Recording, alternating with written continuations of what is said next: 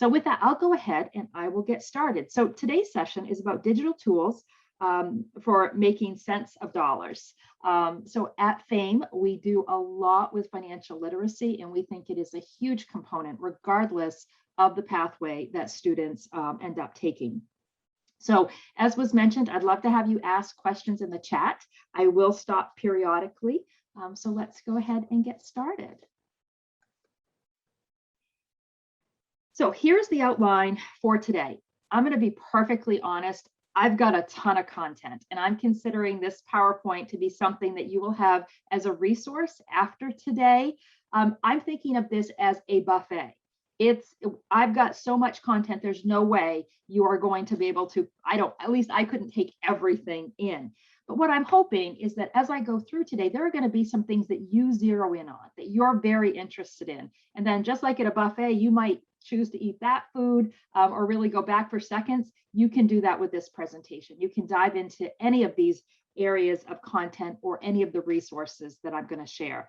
But I did just want to let you know in advance that I realize I am giving you a whole bunch of stuff today.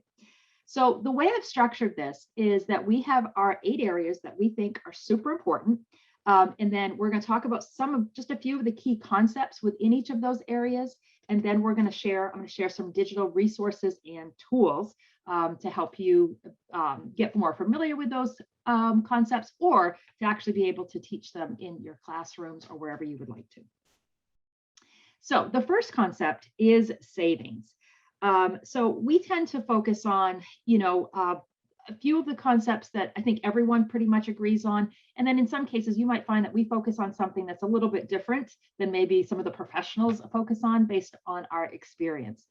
But for example, within the area of savings, some of the key concepts that we want to get across are the fact that saving early and often is what is critical, especially when we're talking about paying for college. So many families are overwhelmed, or so many students are overwhelmed by the total cost. And we want them to know that that's not the goal, is to save everything. It's to have some savings, and that any savings is going to be beneficial. And again, that's whether you're paying for college, you're saving for a home, you're saving for a car, you're saving for whatever it might be. Start up a new business, that it really is in the habit of making it a regular thing. But there are challenges to saving. We all know that. All of us are struggle with immediate gratification and all of that. So goal setting can be a way of dealing with that. Having those great strategies to help us save is really important. One of the things when I think about savings that I've learned over the years is I have my check deposited into my checking account. I have money automatically go into savings, and they're at the same bank. But I found that I also created a second savings account at a different bank. And do you know what I have to do to get that money? I have to actually drive to that bank to get that money. And that is so much more difficult than just doing a quick transfer on my phone. And that for me is a great strategy to make me not touch that other account, right? So finding those strategies that work for us, I think, is really important. And then where to save. Obviously, there's lots of different places to save different types of accounts. So those are some of the primary concepts that we're wanting to get across. Now, when it comes to content, if you don't know about Next Gen Personal Finance, you guys, this is going to blow your mind, okay? Because this site is absolutely fabulous. If you have familiarity with it, go ahead and put that in the chat. But I'm gonna guess that many of you, I'm actually hoping in some ways that this is the first time that you have ever seen this. It is just, there is so much here. And I'm going to focus on Next Gen Personal Finance at the moment within the savings category. But I want you to know for all 8 of those topics, they have the same level of content that I'm going to share here. And I'm only sharing a snippet even here. So this is, you could spend days upon days just checking out this site, and the content is just so unbelievably good. So what we want to do here is I just want to show you that they've got all of these curriculum. Okay, so they've got the curriculum, the key areas. You're going to see that these match up identically to what I just shared as concepts. And then they have all of these great activities. So I think that that's really cool. I just clicked on the actual curriculum here. You can see that you can do 9-week classes, you can do a full semester or a full year, but you can also just do one-offs. When we're doing activities with students, I might just come here and look for a worksheet or look for a video or look for, whatever activity I want to do. So it can be as comprehensive as a full year class, or it can be as simple as one activity that you have a few minutes to spend some time on and you want to do that with your students. And they get the fact that all students learn differently. So there are paper activities, there are videos, there are cartoons, there are case studies, there are presentations, and there's lots of game-related stuff in their content as well. So today I'm going to weave in some other next-gen personal finance resources throughout the presentation. But I wanted to start with this one because I just think it's fabulous. What also makes this content fabulous is that it lives primarily in Google Docs and it's editable. So you could take something and use what they have, but then tweak it to work for you and your situation and your students. And it's all free. So that's free and editable. Those are just two great things, I think, when we're looking for this sort of content for our students.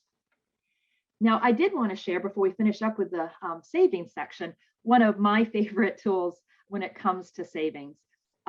This goes way back. This goes back to when I started working at Fame, which was now about 13 years ago. And I had a friend who knew I changed jobs and was doing more with financial education and financial literacy. And he said to me, Mila, it used to be called Break the Starbucks Habit. He said, have you ever seen this calculator? And I said, no. This calculator, if you click on it, you can input whatever your habit is. Okay, so maybe it's coffee, maybe it's other things, but you can put in whatever you're spending money on that you think, I think, maybe sometimes, or did think, well, what's the big deal? $2 or $3 here, right? But what I could do is I could calculate how much was that costing me over a year, or how much was that costing me over 10 years? And then I could say, well, what if I didn't do that? What if I didn't get my coffee at Dunkin' every morning? Instead, what if I made it at home? And I have this whole funny story I will tell when I'm with kids about what I used to do. And it shows you how much savings you can earn, you can accumulate by just simply making a tweak to your habits. So I love this one as a coffee drinker in particular. Now, that being said, and I think this is really important, and we're going to talk about it a couple times today, is that budgeting, spending plans, it's not all about self-deprivation. We need to take care of ourselves and we need to think about why we're doing things. So I still get my Dunkin' Donuts coffee. I don't get it every day anymore like I used to, but I do it when my youngest son, who's now 22, believe it or not, he and I like to go for a ride in the car. We'll go, that's when we have our best conversations. We'll go get a coffee, we'll take a ride, we'll check out the leaves, whatever might be the case. So I feel fine about spending that $3 or $6 or whatever it might be. But I think these spending leaks, sometimes we do them without thinking about them. And this calculator really helps to kind of put things in perspective and just make sure that we're making conscious decisions. And I will tell you, when I go into school sometimes and I see the kids with their coffees, they're spending a lot of money at places like this. So just rising it to the level of awareness, I think, is a good thing. Now, one of the things that I'm going to do in each of the sections is we're going to have a question of the day. And I thought about reaching out, and I didn't do it to build this in and do a poll, but we're just going to have you, I'm going to read the question, and I want you to think about what the answer is and then see if you are right. These questions of the day all come from Next Gen Financial. So that's another one of the great resources they have. So you could do something with your classes as simple as just using their question of the day, which they have them for, again, all 8 of the categories that we're talking about today. So the one I selected is, which saving strategy is most effective? Is it saving $5 per day, saving $35 a week, or saving $150 per month? So take a moment, think what you think the answer is, A, B, or C. And the answer is saving $5 a day. So, I think it's very interesting, the research they did, that participants really felt like they could save $5 a day. Many of them were 30%. It's still not as many as we wish, but many, many fewer, $150 a month. I think it gets back to that. When it feels overwhelming, we don't do it. But small amounts we might feel are more manageable. And at the very end, you might have noticed I didn't actually list all 8 topics that we're going to talk about today, but we're going to talk about behavioral economics. And I think that that's one of the things I like most in the area of personal finance, is really understanding how our brain works and how it affects and impacts the financial decisions that we made. They're so intertwined. And I think this is one of those pieces where, this just feels manageable, so people are more likely to do it. All right, so now let's just talk a little bit about the concepts that we share within the banking segment. We want students to realize, how a bank works and why having an account is important. It may be that you have students who are very familiar with these concepts, but I am always amazed at the number of people who are completely unbanked. And the cost of being unbanked is significant. So, just really emphasizing why it's important to get a bank account, a checking account, a savings account. Not only is your money protected, it's FDIC insured, but not having those accounts makes it really difficult to do just regular transactions in the world sometimes. Paper money is just not a thing that much anymore. We want to talk about banking fees. They can really get out of control, and there are ways of avoiding those. We like to talk about online banking and the benefit of online banking, both in terms of direct deposit, but also, especially as students get older, talking a little bit about online bill pay. Again, I think this is a psychological thing. I love online bill pay. My husband still likes to write out a check, right? We're just a little bit different when it comes to that. But I know I have one bill that I'm not able to do online bill pay. And if I'm ever going to be late on a payment, that's the one I'm going to be late on, right? Because when I set up online bill pay, I don't have to worry about it. And so, that's good just psychologically, but long term, when we're talking about credit history and things like that, putting these things in place that result in the students not making late payments is really important. So we like to mention how they can do that. And again, there are lots of banking apps and payment apps and things like that, new ones every day. So here's another resource that I'd like to share. And this is called iGrad. And this is for a little bit older, so this is really later high school into college years, but certainly I think there's a lot of good content here for a variety of ages. We do have a partnership with iGrad. So when you go to the iGrad site, and I have the links at the end, as a quick aside, I've incorporated the links within all of these things that I'm sharing, but I know within a presentation, links don't always work really well. Sometimes you can just click on them. Sometimes you have to copy and paste. Sometimes you have to highlight them and open a new window. So at the end, I've got all of the major links there. But we do have a partnership with iGrad, and it's really meant to be a big picture financial wellness tool. So you can see that it has topics, it has courses, and it has tools. So, for example, if I was going to want to do something on banking with a group of students, again, all free too, then I could look under courses and search for banking, and I can see that there are some different opportunities available or different courses available. So here, for example, you can see banking with financial institutions. So that might be something I want the students to walk through in the classroom setting. And what I really like about the iGrad content is it tells you over here, is it introductory? Is it intermediate? Is it advanced? So, you can kind of gauge how complex the content is going to be, and it tells you about how long it's going to take. And you can even sort based on that, so that if you're looking for things that are only introductory, you can find those easily.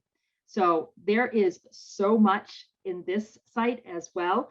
There's everything from the courses to tools, videos, infographics, articles, just a ton of content. Just like with Next Gen Personal Finance, you could literally spend hours diving into this site and finding all sorts of great content on all sorts of topics. All right, so here's the question of the day when it comes to banking. What is the average fee when you overdraw your checking account using your debit card? I'll tell you, it's higher than I thought it was. Okay, so make a mental note, write it down if you want, and let's see where we land. $33.47. So, obviously there are things we can do to make sure that doesn't happen. And that's one of the things that we like to talk with students about is how do we prevent that from happening? So that's a topic we always want to touch on. Okay, next up, let's talk a little bit about budgeting. So budgeting is obviously important. I prefer to call budgeting a spending plan. It's just like I don't like to think about things as being a diet. I prefer to think about them as an eating plan. But we sometimes use those terms interchangeably. But budgeting is the way that most of these places categorize their information. But the idea is to really find a way for students to learn about spending plans so that they control their money and their money doesn't control them, and that their life is not dictated by how much money they do or don't have. We want them to have the flexibility and for them to be in control. One of those key pieces is learning to evaluate wants versus needs. And somewhere my needs is gone. I'm so sorry. That is just a totally missing word. We want students to be able to have both. It's great to be really on top of your budget, to know where you're spending your money, but we've got to live a little bit too. So finding that balance is important. So your spending plan is how we can have students try to figure out how to do that. And one of the things that we always recommend with students, and this is as they're starting to earn their own money and spend their own money, is to really track that income and those expenses. A minute ago, I mentioned spending leaks. And that's where tracking income is so important, because what happens is many of us don't realize the couple dollars here, the couple dollars there, as I mentioned with the coffee. So to spend a month writing down, and everything I'm talking about today is not just applicable to what we want high school students to know, but these are things that we're dealing with and thinking about all the time too, and I think can be really helpful to us. So, to take a month, as painful as it is, and to write down every dollar we spend is shocking at the end of the month where our money's going. We tend to think a lot about our big purchases. We don't always tend to think as much about our small purchases. One way of doing a spending plan that is really popular is this concept of the 50-20-30 rule. You probably have heard about it, but the idea is that you spend 50% of your money on your necessities, your actual financial obligations, rent and food and things like that. 20% goes into savings or investments, retirement, emergency savings. And then 30% is that more, I wouldn't call it strictly fun money, but more where you have flexibility. It's where you can really try to fulfill your wants. And so that's a tactic, that's a strategy that a lot of students find, and a lot of adults find one way of approaching a spending plan. So we like to get that idea out there, that concept. And then we always want to talk about the importance of an emergency fund as students get older. It's not a matter of if an emergency happens. We all know it's a matter of when it's going to happen. And, many of our students, and I realize we have students from all sorts of different economic backgrounds. And we have some students who have some resources. We have some students who I realize, it's really difficult because their resources are so very limited, at least maybe right now. But even for people whose resources are super limited, having any sort of an emergency fund is really important. Once students start having, to provide their own transportation and potentially have their own car, we all know with cars, they're expensive. Things go wrong. They always go wrong at the absolute worst time possible. You go to get an inspection, you need new tires. Having that emergency fund is so important because there is a direct link between not having an emergency fund and credit card use getting out of control. So the better we can do to help students in the very beginning set up these emergency funds, hopefully the better we can have them informed about, not maybe going down that pathway when they're really young of letting those credit cards kind of get out of control, because it's awfully easy to do. So what I'm going to do here is I'm going to show you some resources, then I'm going to stop for a second and see if anybody has some questions. So again, this is an iGrad resource. This is one of their videos. And what I love about this is they're short. We know my attention span, I think, has really dropped over the years. And we know that the same thing with students. I was talking with that son I was mentioning, and we were talking about, he just says, if something's too long, whether it's reading it or a video is too long, he said, Mom, I just move on. And so I think we just have to be cognizant of that. And you probably know that better than I do, right? Working with students regularly. But, having a video that's a minute and 40 seconds long is great because it can get those really significant concepts out there without, students getting bored and losing their attention. And what they do with some of these is use peer-to-peer. So a lot of times they're using younger students that are very relatable in these videos in all of these different platforms. Again, as I'd mentioned previously with iGrad, we have courses, we have videos, we have calculators, we have articles. There's a whole bunch of different ways that that information can be conveyed. And then when it comes to budgeting, I also wanted to mention two other resources. One is Claim Your Future. And I don't know if you are all familiar with Claim Your Future, but this is our game. This is a FAME thing. And what it allows students to do is when we go into the classroom, we use the wheel that you can see there, and we distribute wheels based on careers, but it allows us the opportunity to talk about different career choices, what the educational requirements are for those courses. We get to talk about income. We get to talk about what you actually get, monthly income that you take home versus what you actually get paid. And then they go through and they actually do a budget. So you can see here, they have housing, food, transportation, communication, and then their extras. And what makes this fun, I think, for them is that, first of all, it's not real life. It is a game. And we've even done this with parents. We've had scenarios where we've had students and parents together and had the parents go through it. And because it's not your own life, it feels a little bit easier to do and less stressful, I think. So the conversations that we have when we do this with students are just amazing. They are so funny how they talk about these things with each other. So we tend to, I think the primary age group, Maria probably mentioned it in the last session, are our 7th and 8th graders, 6th, 7th, and 8th graders. But this works great with high school students too. It's a quicker activity, but it can also be done online. So we have an online version as well. So we'd love to have you check that out. I mean, there's a teacher's guide and everything. And then one more resource I just wanted to share related to budgeting is back to NGPF. They have an arcade, you guys. So when you go to their homepage, one of the drop downs is resources, and you can click on the arcade. And so they have a whole variety of games that can be played on the phone. So Money Magic is one of them, and there's a little teaser video if you wanted to watch that. So I will admit, I was sitting watching the Patriots game the other night, and I was playing Money Magic. And I, had played it before, but I played it several times because, darn it, I didn't do very well the first couple of times. So it really is fun and engaging. And what all of the games have with them is a reflection worksheet. So they can play the game, but then they can do this reflection, which really solidifies, some of the things that they're not even realizing that they are learning. So, question of the day. What are the top 3 categories that Gen Z spends its money on? So think about that for a second.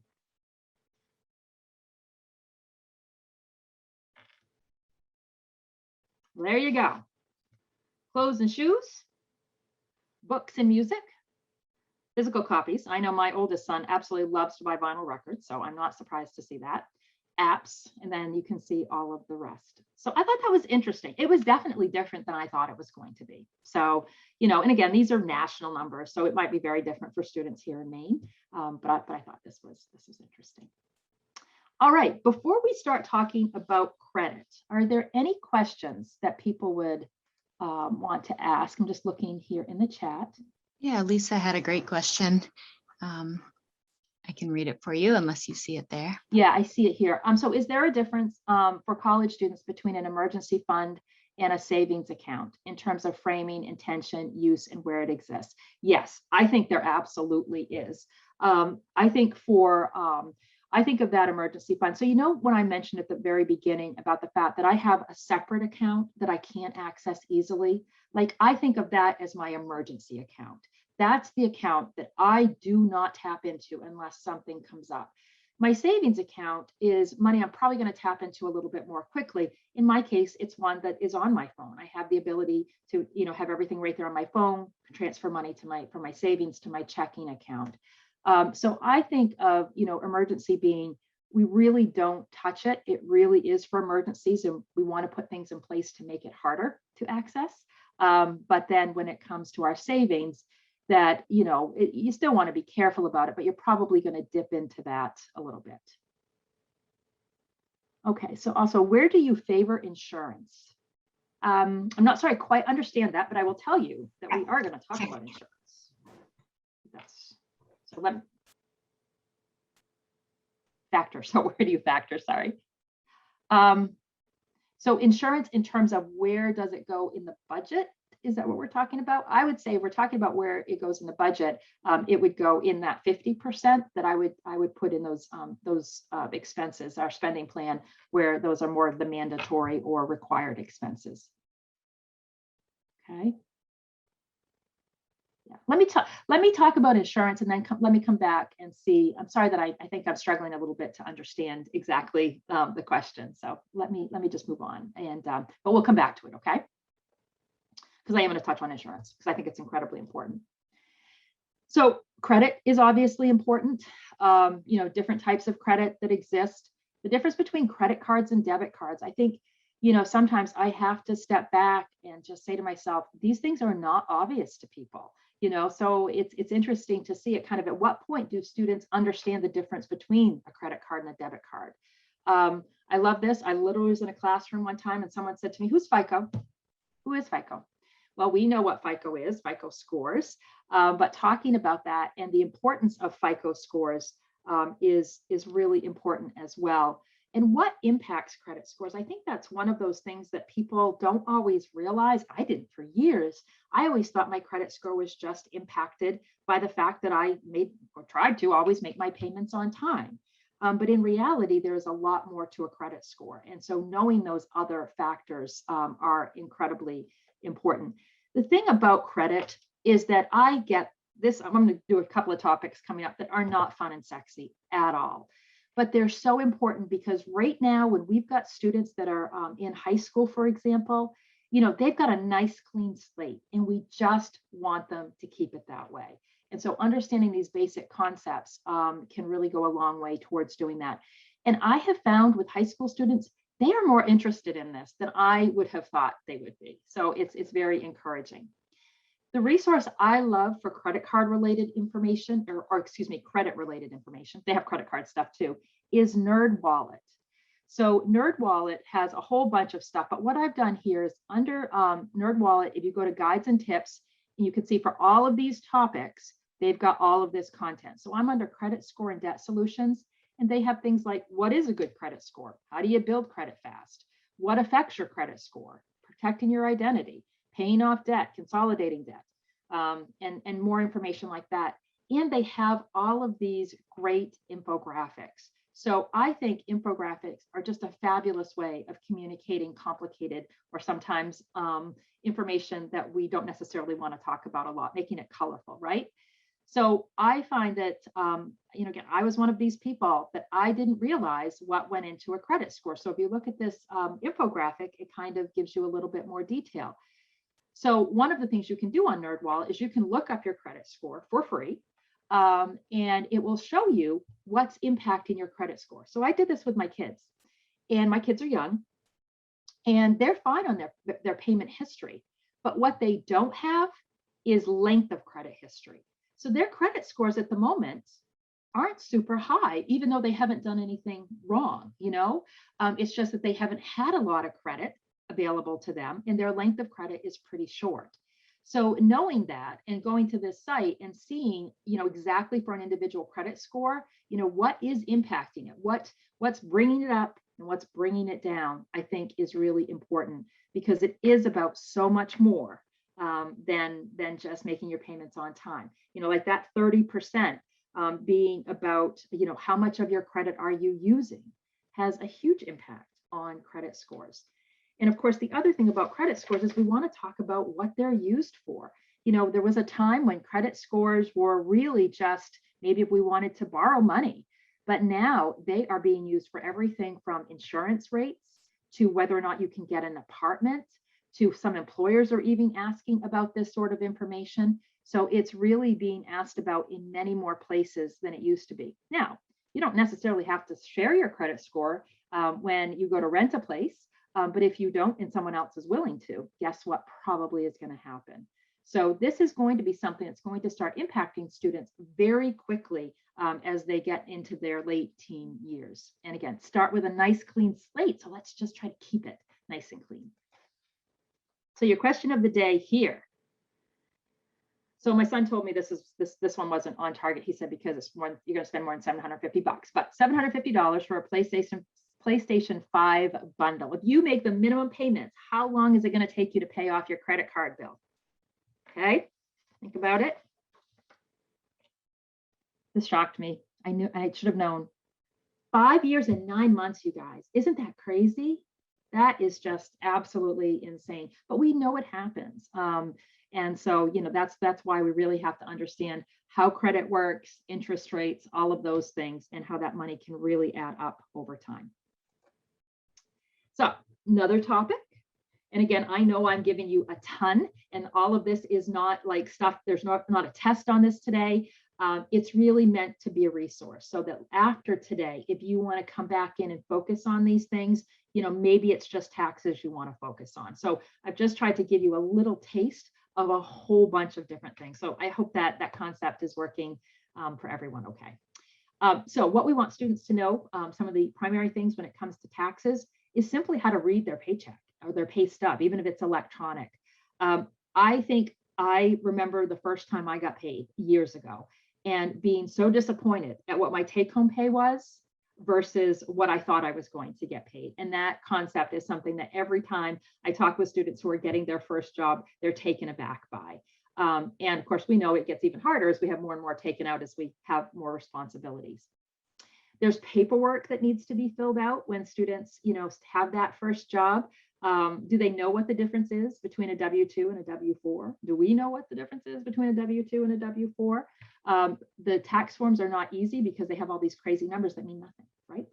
So understanding what they are in their role, knowing that you have to, you know, file taxes under what circumstances and what a 1040 is, and that there are all sorts of ways to file it, you know, paper form, online, having someone do it for you. And that there are taxes beyond income tax. So, you know, the fact that everybody pays some taxes, or almost everybody pays some taxes. So people sometimes will think that, well, if my income's pretty low, I'm not going to have to pay taxes. So aren't I going to get everything that I earn? Well, virtually all of us, there's some exceptions, but most of us are going to pay Social Security tax. And that's not based on our income. So almost everyone is going to find that their pay is going to be a little bit less than they anticipated. So understanding that and anticipating that up front is really important, and knowing where your money goes. So a resource here to help students figure out how to understand a pay stub is this great video. And this is a Next Gen Personal Finance video, and it's how to read a pay stub. And it's literally 1 minute and 54 seconds. So in 2 minutes, it captures all those highlights that we would like students to know about how to do that. Then if you want to, you could follow up with an activity. So there are all of these activities built in. And so this one here, I just showed you the very top of it, but this is a couple pages and it has questions. And so it prompts students to kind of look at their pay stub and this fake one here, and to figure out all sorts of different pieces of information related to that pay stub. Again, all done, ready to go out of the box, all for free. So of course, then there's state income tax, which we didn't really talk about. And so you might wonder, how many states do not have state income tax? Okay, take your guess. 8 states.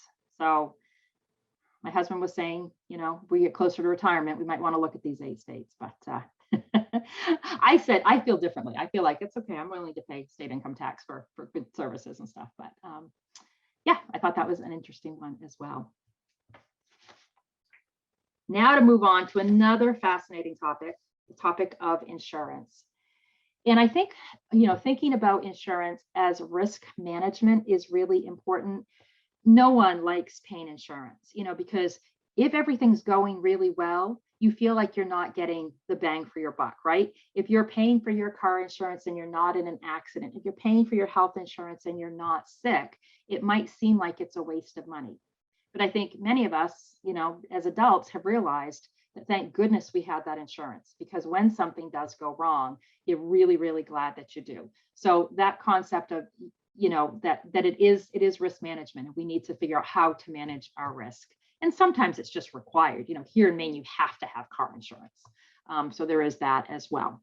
So understanding some of the concepts between premiums and out-of-pocket expenses. So, higher premiums usually mean lower out-of-pocket, but there's these scales that go back and forth.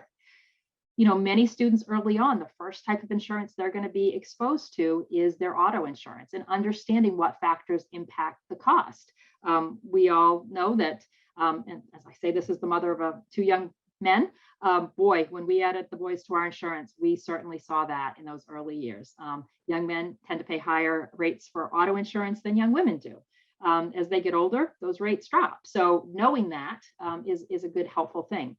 Health insurance, obviously, is something we always want to talk about. I think one of the things that I always try to convey when we do our Claim Your Future sessions is that, we talk about salary being really important and how much people may make. That's a really big deal. But we'll try to throw in just a little bit about benefits there. And that, when you're getting your real full-time jobs, that you do want to focus on how much you pay, but how much you have in the way of benefits are a really big deal too. So, does your employer offer you vacation time, and how much vacation time? Does your employer put anything into your retirement? But then the other big one is, does your employer contribute to your health insurance? So, like I'm in a very fortunate situation that my employer puts a lot of, pays a lot of my health insurance. So it's much more reasonably priced than it would be if I didn't have that employer. So, it's about more than just the salary. And again, we're not going to go deep on any of these things with students of this age, but just starting to get those concepts out there. And then, of course, the fact that there are all other types of insurance. And as someone who never used to have cell phone insurance, I decided that was risk management right there. It was worth the money to pay for the cell phone insurance, because I got caught too many times not having the insurance, and it cost me more money. So, each of us are different, but we want to be thinking about that. Here's an activity that you could do, again, because insurance isn't super fun to talk about. So having a game like this one, which is called Bummer, and you literally get to go in and do spins on a wheel and decide if you made a good decision about your risk management and your insurance. So again, it's an arcade game that can be found in the Next Gen Personal Finance section, and it does indeed have a reflection worksheet as well. So another fun one that students can play. So question of the day here: what GPA is required to earn a good student discount on an auto insurance policy? Give some thought to that. It is typically a B. So a 3.0 or a B is usually what students need to get that good rate. All right, let's see. It's 12:08, so I'm trying to keep track of my time here. I've got two more sections, and I'm going to say these are my two favorite sections. One is because it's paying for college, which is kind of my day-to-day work. And then this next one is this behavioral economics piece that I mentioned at the very beginning. So, way back when I was in college, I wanted to be a psychology major, which I did not end up sticking with. But so maybe it's just me that I've always thought the way our mind works and the way it results in decisions that we make and the way things play out in our life, I've always been fascinated by that. But I think it's so interesting when it comes to money and the sorts of decisions that we're talking about. So the fact that we all have, and having students know that we all have these cognitive biases, that they're kind of built in. And if we don't know and understand those, we're going to make decisions that sometimes we even step back and say, why did I do that?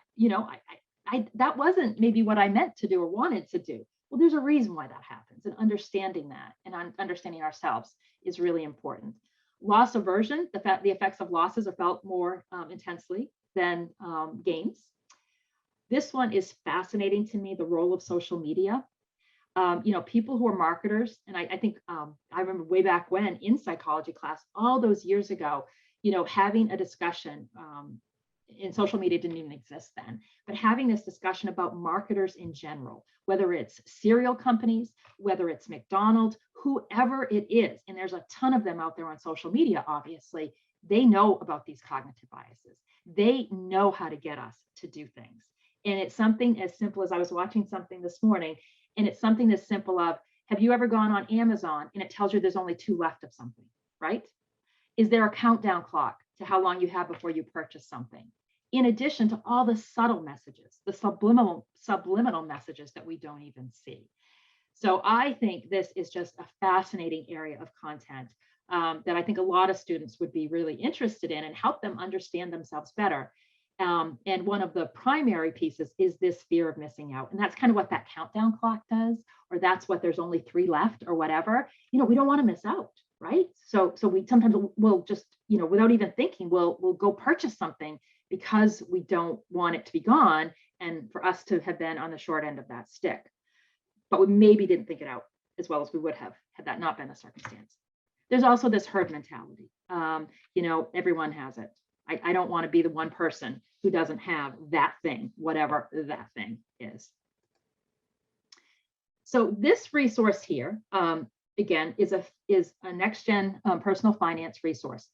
I have selected this as the resource to share related to behavioral economics, but this FinCap Friday concept exists throughout all 8, or actually on their site, there's more than 8 content areas, okay? So this exists for every content area.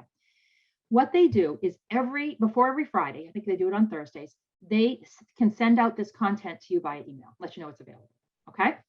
And this consists of 5 slides. So you've got it's a PowerPoint or slides in Google Docs. And so it tells you your title. It has a Kahoot game built into it. It has a short video built into it, and then a discussion prompt, and then more resources. Okay, so you can see for this one, I chose the one that's biases behind choices. Here is what is available if you wanted to. Sorry, I went beyond it by accident. Here is an example of what exists out there right now. This is just for FinCap Fridays, you guys, just for this current year. So you can see financial fear of missing out, right? It tells you what unit it's in, and it provides you with a video. It provides you with a blog. It provides you with slides that have the Kahoot built in. If you want to do no tech, it has slides, but instead of playing Kahoot, it would just have questions and answers, more like I've done today. And then it has this Ed puzzle. I love these, you guys. These are videos that stop along the way, again, short ones, that stop along the way, and the student has to answer a question. You know, so it just engages them in that. Again, very short. So these are just, again, the FinCap Friday resources. One snippet of the content on next-gen personal finance. But I just think this could be so fun, because what it also does that I didn't point out is it makes it based on current circumstances. So they build in real life things that are going on today when they're building this content. So one of my absolute favorite things.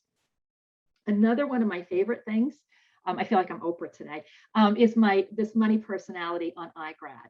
So I'd love to have each of you do this. If you have a few moments, maybe over the weekend, go do this quiz, and you can be analyzed by it and learn more about your money personality.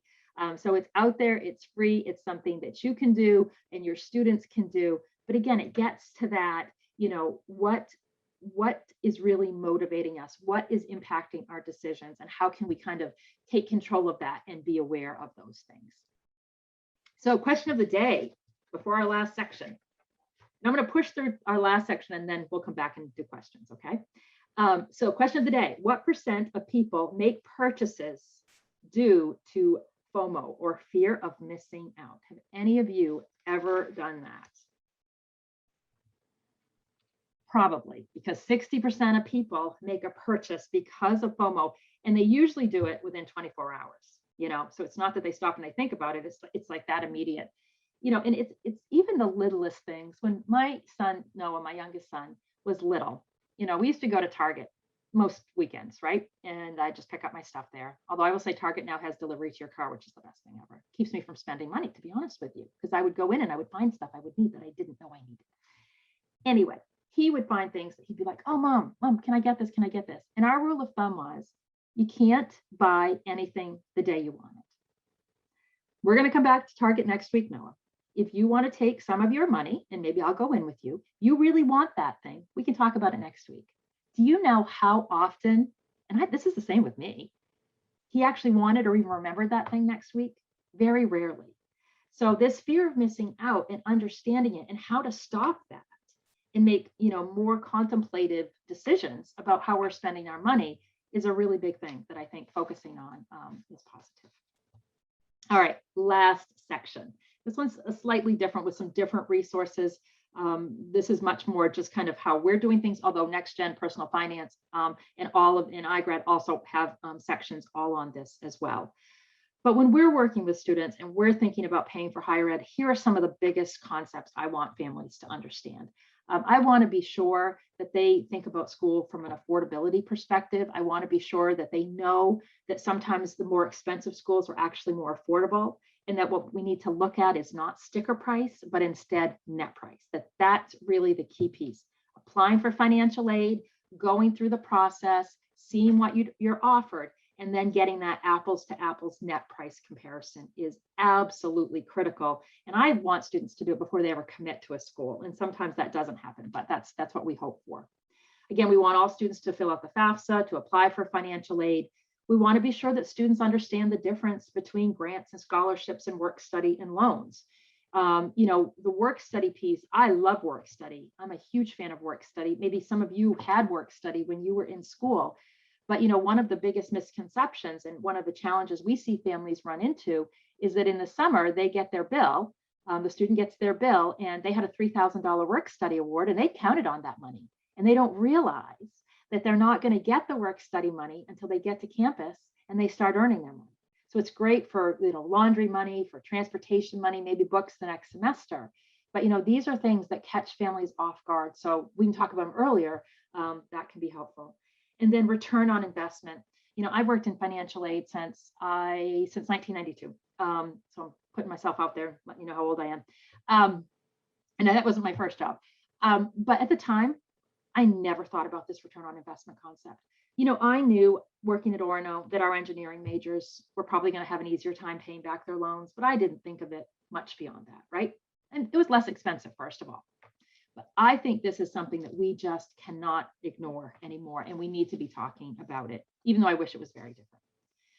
So here are some resources that we use when working with students related to these things. So I love the Big Future college search site. It allows you to search for schools based on criteria, things like location, major, type, and campus life. So what it does basically is there's almost 4,000 schools out there, and you pick your criteria. And it filters, right? So it says if you do, for example, if I say I only want to look at schools that have a major in environmental science, it's now got me down to 606 schools, okay? But look at what else is here. There's something called affordability once you get to this screen. And this allows students to filter schools by how much financial need a school meets. All I mean by that is if the school costs $70,000, and your EFC, what they think you can contribute, is $20,000, then they're actually going to give you $50,000. That school's meeting 100% of your need. We all know that most schools are not able to meet 100% of need. Well, what about if senior year, when students are searching for schools, they build in this criteria too? And then what that's going to mean is that when they have their list of schools, they hopefully have schools that are going to do a better job of meeting their need and therefore be more affordable. So I really like this site as a way to help students build their list of schools. And they can also link, each school is required to have a net price calculator, and they can link directly from the College Board site to the school's net price calculator and check that out. And what a net price calculator does is it actually takes that family's specific financial situation, uses the school's specific financial situation, and provides an estimated award. It is just estimated. But if you think back years ago, we didn't know what the school was going to cost often because we didn't know about financial aid until like April of senior year. So the fact that families can get this information earlier allows them to plan accordingly. Now, return on investment.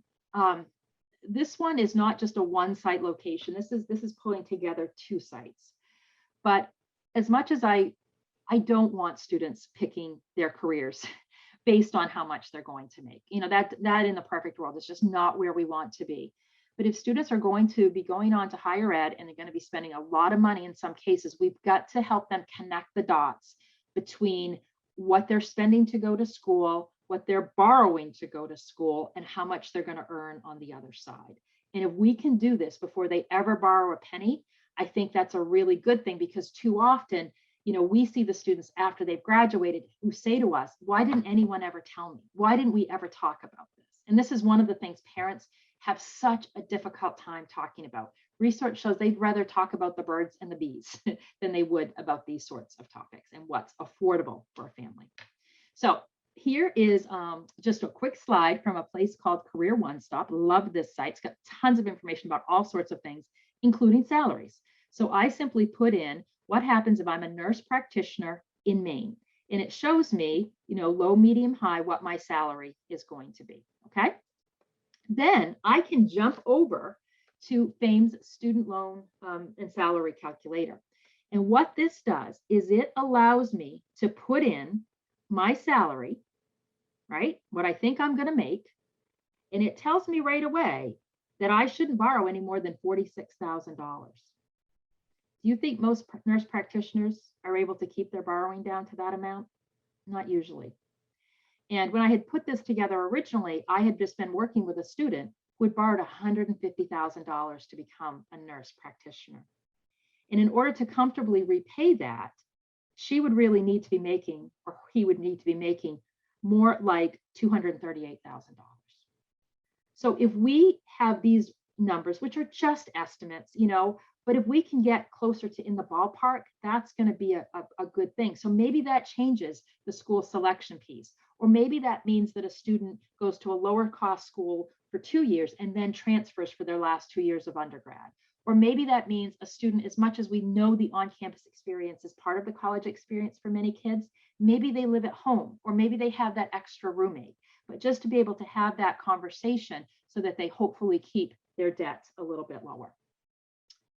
A fun way of experiencing some of these options is to use another game that is a NGPF game. It's called Payback. And it is basically students are in the driver's seat as they make decisions and go through college. So another, it's fun, but it makes it very clear right away that some of these decisions are really tough. And so thinking about them early is going to be beneficial. So you can play Payback and then do a reflection worksheet. I also wanted to mention that Next Gen Financial has just launched their Payback Challenge. And so there's some scholarship money associated with this. So I'm not going to go into detail on this today, but the teachers could have their class participate in this. So they show it to their class, their kids do payback, in the class or at home, they write an essay or they create a video, and then the teacher gets to submit one of those, and it goes into, goes to Next Gen Personal Finance. And then you can see over here that there are, $75,000 in cash prizes. I think just doing playback on its own is worth it. Doing the reflection sheet is worth it. So if you're going to do that anyway, building it in, making a class activity and making it possible that a student might win some money, I think that's a really fun thing. So if you're interested in checking that out, I think that would be cool. Question of the day. How much free financial aid is lost to families who do not file the FAFSA? It's a huge number, guys. 2.6 billion. And all this is Pell Grant, to be honest with you. If everybody out there who was eligible everyone out there filed a FAFSA that's eligible to receive a Pell Grant, we would see that we would spend 2.6 billion additional dollars, which is a good way to spend 2.6 billion, even though it's a huge amount. What we have happening is that we have some of our lowest income students never filing the FAFSA. And so they are missing out on money that we know that they would be eligible for. And then you add to that, in Maine, we have the Maine State Grant, and students need to apply for that by May 1st. Typically, we waive the deadline for this year, but that's another $2,500. And so they're potentially missing out on that as well. And so when you look at community college here in Maine, if a student gets a full Pell Grant and gets a full Maine State Grant of $2,500, that goes a heck of a long way. That will more than cover their tuition and fees. It will help them with their books and supplies, travel expenses. So we just want to be sure that every student who's even thinking about going to higher education files the FAFSA, because it's so incredibly important. I want to just wrap up our slides before we take a few questions with these major resources. Now, you're going to see that I did not link exactly to every specific location that I mentioned, but it's one of those things where I think going through it is just going to be fun for you. I mean, I admit I'm kind of a geek, but I just have such a good time when I go back and I visit these resources and I check out all of these. So kind of just navigating through the site and finding out where things are, I think, is part of what makes it fun. So again, next gen personal finance, curriculum, arcade games, video libraries, quiz games, interactives, Finlit Fanatics, they have a Facebook group, you guys, podcasts, and of course, what I mentioned that I really love is I love the FinCat Fridays. I love the question of the day, and I did segment those out so that the link is in there. So if you want to sign up for those, you can do that. iGrad, a lot of great stuff there. NerdWallet, the College Board, Career One Stop, and of course, Fame. So those are my favorite resources that I wanted to share with you today. I'm gonna take a deep breath because God, I can talk fast. It was a lot today. So I appreciate you just hopefully seeing it from the perspective that I meant it, which was this is a buffet. And so just go dig back in wherever you would like, wherever your area of interest is. And I think you will find some amazing resources. Questions? What do you think? Yeah, we had a couple up there. And just to confirm, do you, is this a Google slideshow, or can you just email it to me? I just want to make sure it gets right into the Google folder because there were so many good. Yeah, I have it right now as a PDF, as a Microsoft. Yep, that's great. Yeah, that works. I will send it to you as soon as we finish up. Okay. That's perfect. And I'll put it right that way. I'll be on the lookout for it and put it right into the Google folder since we're sharing that link out. And I know there were some questions in the chat, but while we have you live, does anyone want to come off mute with a question? And I am reading through the other questions too while you're doing that.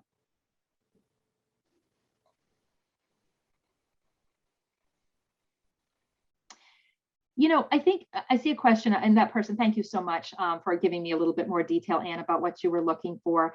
I do think the concept of having an emergency fund is difficult. It seems like, there's so many other things to spend money on, but insurance does not cover all emergencies. I mean, my insurance does not cover me needing new tires. We needed 2 new tires for the car the other day.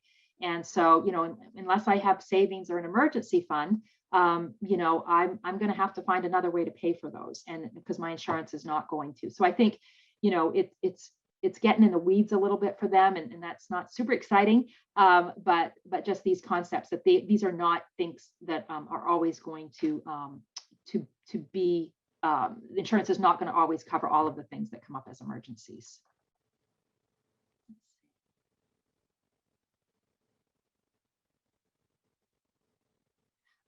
So a question about how early can kids start having their credit tracked and their credit cards, are there credit cards for minors?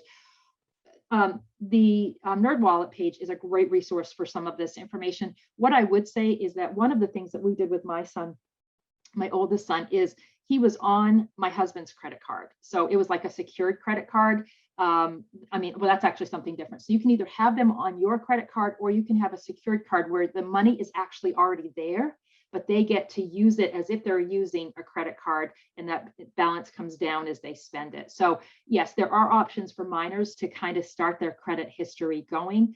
I don't know exactly when they calculate a FICO score for, certainly by the time they're in high school. It's sometime in high school. So, but that answer might be right out there on NerdWallet. Let's see. Great. I'm so glad about net price. It's such an important concept. And yeah, the pandemic's made it really hard for work study. Some schools have transitioned that money to grant money. So anything else? Just checking our time. Well, I really appreciate you being here today. And, please reach out if there are any questions after this. I love this stuff. I love chatting about this stuff. And I just think it's so important. And I think not only is it important, I think it can really be fun. I do. And I think hopefully these resources you will find as a way of engaging with their students so that they think it's fun too. So, and it's a long weekend, everybody. Woo, thank you.